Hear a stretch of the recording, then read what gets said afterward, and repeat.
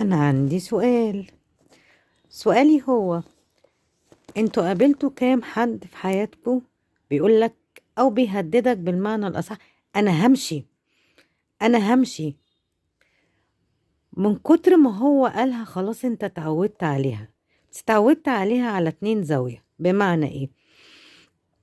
ان انت خلاص هو اتعودك ان هو يمشي وما بيمشيش فبيفضل معاك، يا اما هتيجي عليك لحظة انت اللي هتقوله امشي بقى غور من حياتي، انت كل شوية تهددني. بس هنا في نقطة،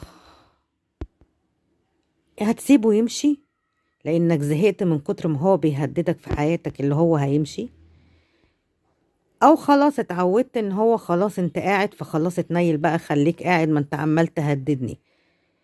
لكن محدش فيكو انتوا الاتنين فكر هو ليه عمال يقول ده، ليه عمال